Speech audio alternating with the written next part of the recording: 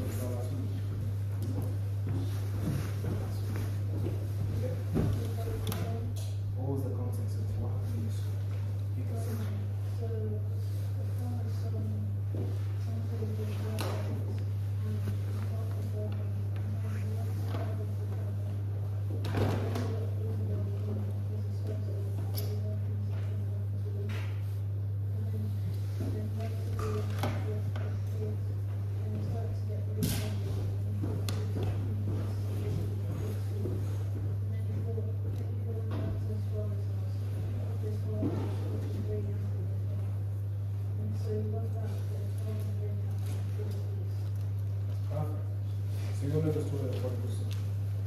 So today I wanted to move on to another parable today in Luke chapter 16. We're not going to stay in the time because it's quite a long chapter. The message is really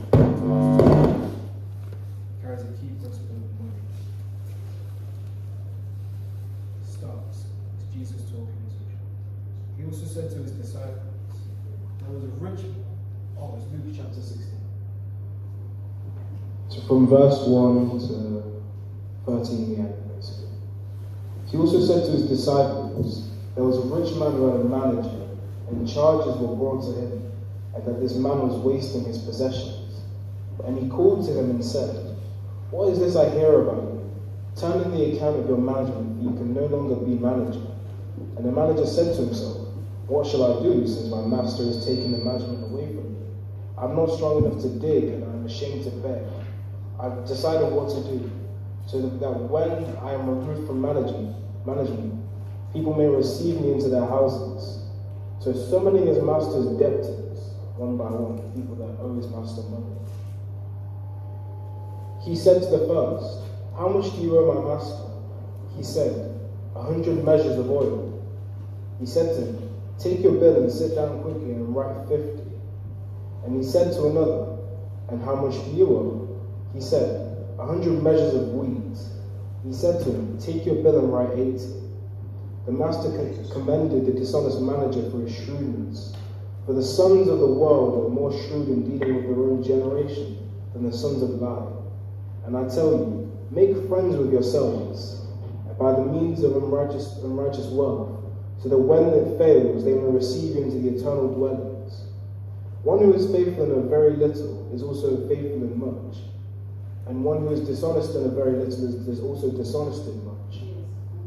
If then you have not been faithful in the unrighteous wealth, who will entrust you to true riches? And if you have not been faithful in which that is another's, who will give you what is your own? No servant can serve two masters, for either he will hate the one and love the other, or he will be devoted to the one and despise the other. You cannot serve God and money. The Pharisees, who were lovers of money, heard all these things, and they ridiculed him. And he said to them, you are those who justify yourselves before men, but God knows your hearts. For what is exalted among men is an abomination in the sight of the Lord. Amen? Amen. It's hard to understand, but what could you get from it? You're saying that you can't worship like two lords, like how you worship money and only worship God. That's one of the messages I wanted to talk about in this scripture. The story is quite confusing, but there's a heavy message that I just want to mention. There's two meanings to this, or there's two meanings in this. The first one is shrewdness and trust that you should have to be trustworthy. It's a message. What Jesus wanted to tell us was to be trustworthy and shrewd today. Do you know what it means to be shrewd? Does anyone know what it means?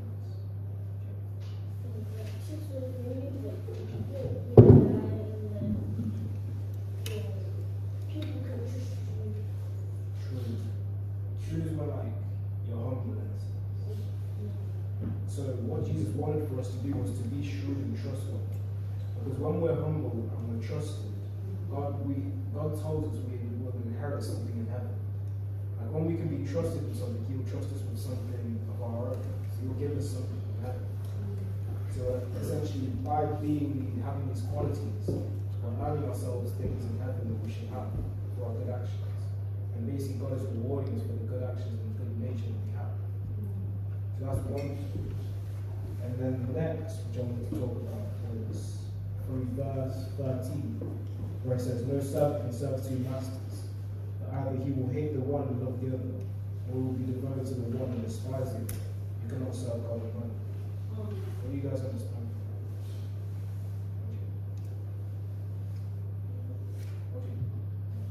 Oh, my bad. So, you cannot like serve two gods. It's like you can't serve two things. Because you either hate one and love one. That's what the Bible says. Yeah, Jesse, what do you understand?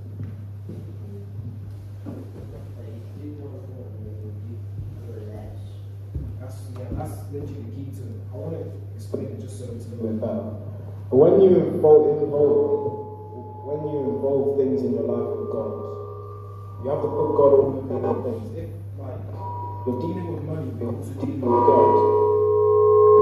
If you put money over God, then you're going to have a lot of problems. You're going to be open to sin. You're going to be open to pride. Remember when we talked about money is the root of all evil? Money is what controls people. Money can get to your head. If you don't have God to kind of have a model, to have a standard to live up to, and a standard to live a good life and to keep yourself in check, then these things like money will take over and they'll grow your brain. You'll start to become a bad person before you know it. So we need to keep God above all things first, because He's the one that moderates all the other things that we have in our lives. it would be money. Family, everything. Friends, whichever. Because when you have God over everything, you'll see the good in things. The good you need to do. Like, God will start to live in you day after day. You'll realize that you have like a kind of sense when you're doing something like inherently wrong in the eyes of God. It will become your own kind of view. You get what I mean? But then obviously Jesus was speaking to the Pharisees. Well, the Pharisees heard him talking. Remember who the Pharisees are? The tax collectors and all the bad people of the Jewish law. These people that hated Jesus and God. They were listening because they were the ones in love with money. And they hated what he was saying because he was speaking the truth. And they ridiculed it. And Jesus said to them, "You are those who justify yourselves before men, but God knows your hearts. For what is exalted among men is an abomination in the sight of the Lord." Do you understand that?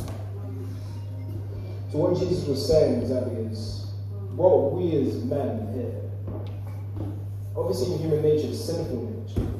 What we prioritize in our lives isn't exactly God a lot of the time.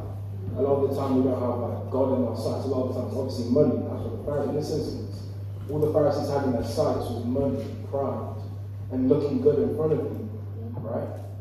And that was an abomination to God, because that was in their hearts.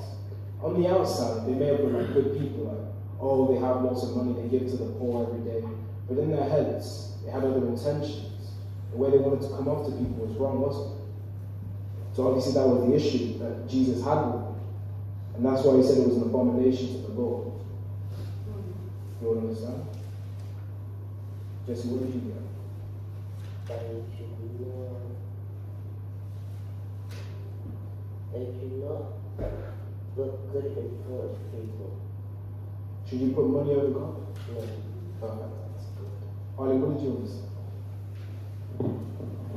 That thing, God is over everything, all things in the world. So does that mean you should put God all over your things? Yes. Good answer. Jaden, what did you understand? I always say yes.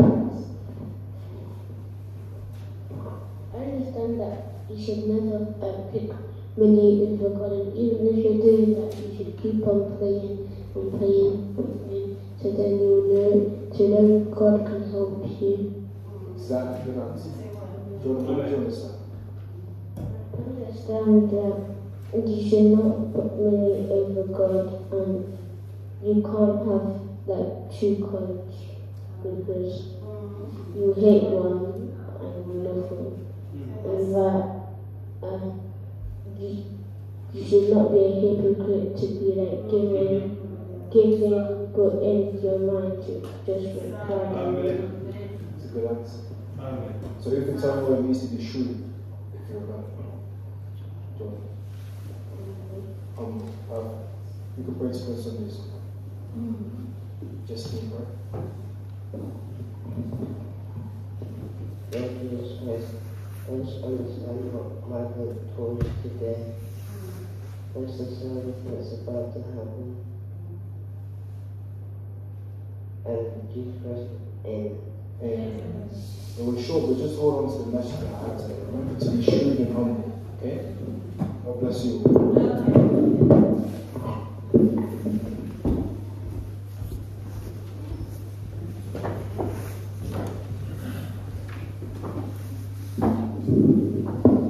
Amen. Vraiment, notre Dieu est merveilleux. De voir comment les enfants comprennent la parole de Dieu. C'est très important. Et cette parole restera dans leur cœur. Même si nous, les parents, ne sommes pas là. Mais la parole est là. La parole fera son travail. Que Dieu bénisse tous les enfants. Amen. Nous allons prier. Nous allons recommander nos enfants toujours entre les mains de Dieu. Parce que l'ennemi n'est pas content. Même nous-mêmes aussi. Nous allons prier. Que Dieu nous garde. Et nous allons prier aussi pour ceux qui n'ont pas encore compris la parole de Dieu. Ceux qui traînent encore dehors. Que Dieu nous donne toujours la force de leur prêcher la parole. Nous allons prier aussi pour notre louange, notre adoration.